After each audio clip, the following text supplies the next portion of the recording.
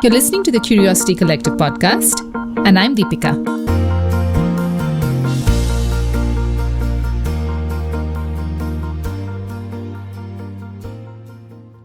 As promised, we have a very special extra lined up with Zai Whitaker, Managing Trustee of the Madras Crocodile Bank.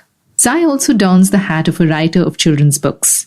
And it was in this avatar that I became part of the Zai fan club as a child, after reading Andaman's Boy. Published by Tulika Books, it's the story of a 10-year-old who journeys to the Andaman Islands and finds the home he's seeking with the Jarawa tribe. Having grown up in the islands as a child, this one felt particularly close at heart. In this episode, Zai talks about her favorite books and why she feels that spending time with children, reading and listening is so important. We also asked her to read from some of her work, which we'll dive into in just a moment. But first, here's what Zai had to say about what drew her to writing. So writing was another thing that my parents did. And so again, we grew up thinking that, one had to write. And I have memories of myself even before I could write, sitting there with a paper and pencil, because that's what one did, That's what my parents did. So by the time I could write, and I must have been in maybe 5th or 6th grade, I started writing what I used to call stories for children. Well, I was a child myself, and so I wrote lots of extremely bad stories, extremely bad poems as a teenager.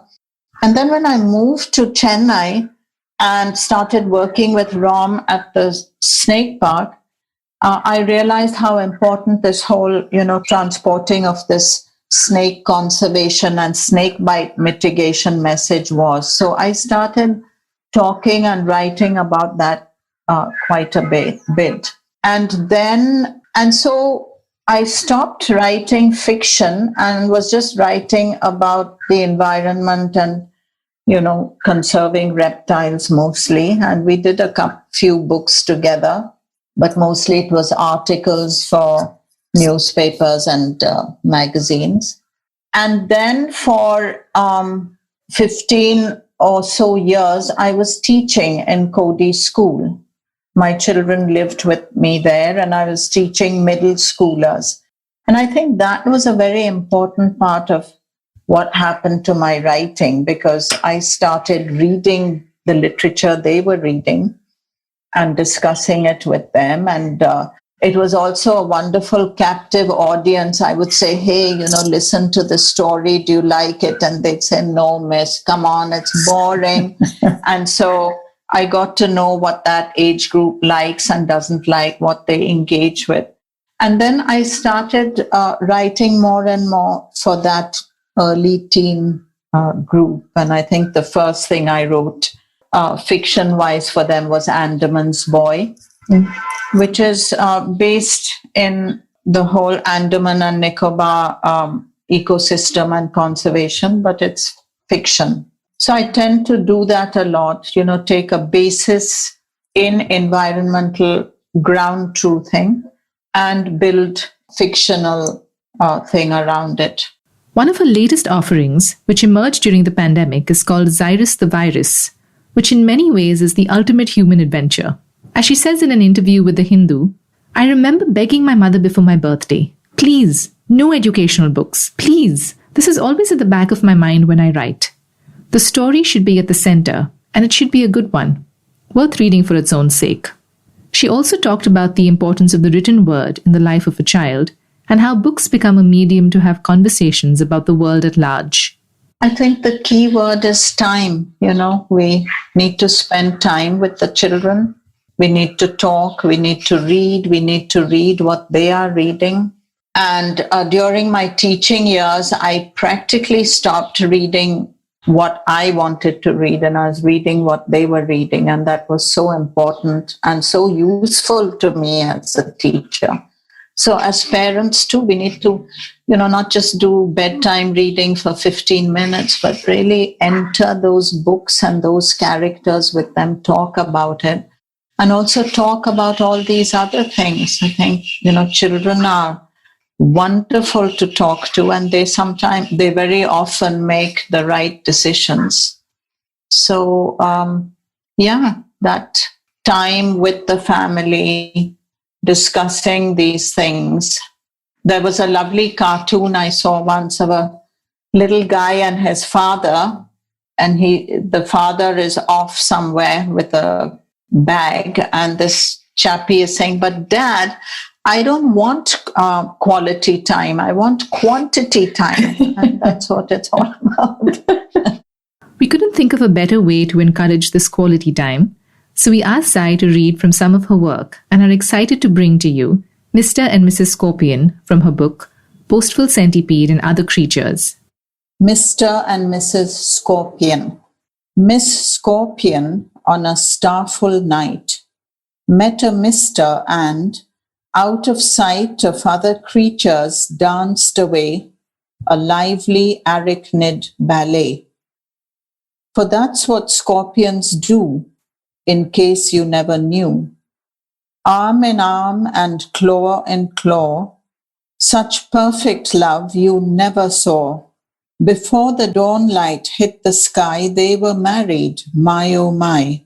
For that's how scorpions wed, in case you've never read. The babies, they are white, not black, and ride on mummy piggyback. Molting skins, they quickly grow. The baby load does make mum slow. For that's how scorpions grow, in case you didn't know. At last the kids become too large to ride on this maternal barge. It's time to leave, because if not, mum might gobble up her lot. For that is scorpion law, in case you never saw. Now they rule the underground, hunt their prey without a sound, kill it with a tiny drop of toxin from the red tail top. For that's how scorpions hunt, in case you never learned. Zai's attention to the everyday, to the many creatures that inhabit it and our surroundings, is what I love about her writing. And in the same spirit, Zai read In Praise of Ant Lion. We also asked her what her favorite books are, to which she responded saying it was My Family and Other Animals by Gerald Durrell and The Wind in the Willows by Kenneth Graham, which she kindly agreed to read from. And this is the first paragraph of Wind in the Willows, the riverbank. The mole had been working very hard all the morning, spring cleaning his little home, first with brooms, then with dusters, then on ladders and steps and chairs, with a brush and a pail of whitewash, till he had dust in his throat and eyes and splashes of whitewash all over his black fur, and an aching back and weary arms.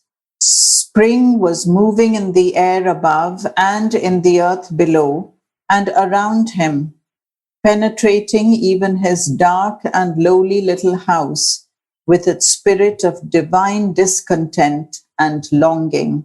It was small wonder then that he suddenly flung down his brush on the floor, said, "Bother," and "Oh, blow," and also, "Hang spring cleaning," and bolted out of the house without even waiting to put on his coat. Something up above was calling him imperiously, and he made for the steep little tunnel which answered in his case to the gravelled carriage drive owned by animals whose residences are nearer to the sun and air. So he scraped and scratched and scrabbled and scrooged.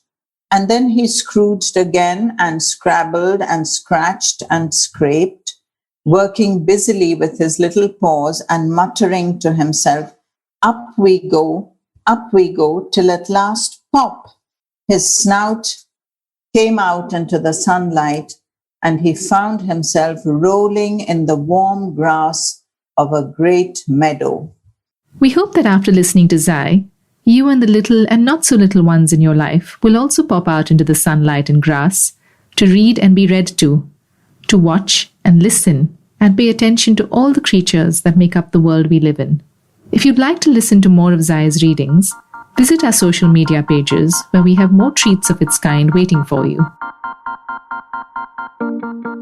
In our next episode, we chat with Vijay Dashmana, who describes himself as a rewilder, someone who looks at a degraded landscape and rewilds it. He shares his journey in rewilding the Aravalli Biodiversity Park in Gurgaon, the power of citizen action, and why we need to relook at our idea of development and instead ask, development for whom? Don't forget to listen in. Don't forget to subscribe to our podcast for more episodes. You can follow us on Spotify, Apple Podcasts, Google Podcasts, or a podcast app of your convenience.